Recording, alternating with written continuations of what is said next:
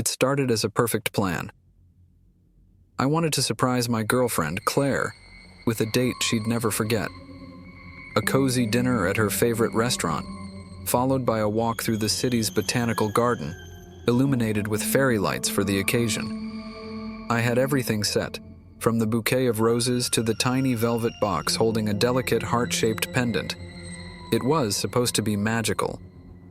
The evening began beautifully.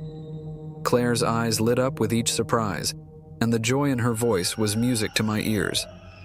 Dinner was a symphony of laughter and shared glances. As we left the restaurant, hand in hand, the crisp evening air felt invigorating, filled with promises of unforgettable moments. As we strolled towards the botanical gardens, Claire's grip on my hand tightened unexpectedly. She whispered, "Do you feel like we're being followed?" Glancing back, I saw nothing but the empty street. "It's just our imagination," I assured her, but her unease was palpable. Entering the gardens, the fairy lights twinkled like stars, casting a romantic glow. It was supposed to be the highlight of our night. I could sense Claire's tension, though. She kept looking over her shoulder, her smile forced. I tried to lighten the mood, pulling her close for a dance under the lights. That's when it happened. Mid-dance, Claire's eyes widened in horror, looking past my shoulder.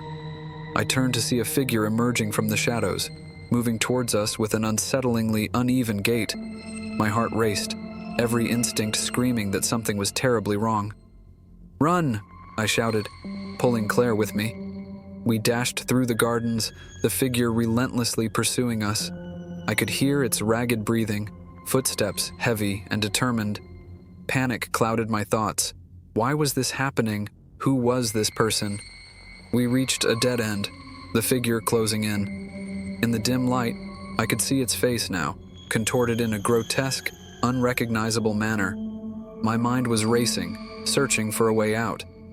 Then, it hit me. The garden's small maintenance shed. I broke the lock and we tumbled inside, barricading the door. Claire was shaking, tears streaming down her face. I held her, trying to muster a sense of safety in the small, dark space. Outside, the figure banged against the door, its grunts and groans sending chills down my spine. I wondered if this was how our story would end. Hours passed, each second an eternity. Finally, the banging ceased. Dawn was breaking, casting a pale light through the shed's cracks. We emerged cautiously, finding the gardens deserted. The police arrived shortly after, but they found no trace of our pursuer. It was as if the night's terror had been a figment of our imagination. The aftermath was a whirlwind of statements and questions. Claire and I clung to each other, the trauma bonding us in a way I'd never thought possible. Yet, something had shifted. The sparkle in Claire's eyes had dimmed, replaced by a shadow of fear that mirrored my own. Our Valentine's Day surprise had turned into a horror we couldn't shake off. In the following days, we tried to return to normalcy, but the shadows of that night lingered. Claire jumped at every sound, and I found myself glancing over my shoulder constantly. We were prisoners of our own home, the outside world a source of unspoken terror. Then, 2 weeks later, the mystery deepened. I received an envelope with no return address. Inside was a photo of Claire and me dancing under the fairy lights, moments before the nightmare began. On the back, scrawled in a jagged handwriting, were the words, "Happy Valentine's Day." The implications were horrifying. We had been watched, our special night observed by an unknown entity. Who took that photo? Why were they following us? The questions spiraled, unanswerable and menacing. Claire couldn't bear it. The photo was the final straw. She left to stay with her sister in another city, needing space to heal. I couldn't blame her. The love that had once been our anchor was now a reminder of our shared trauma. Valentine's Day was supposed to be a celebration of our love, but it turned into a horror story that tore us apart. The incident remains unsolved, a chilling mystery that haunts my dreams.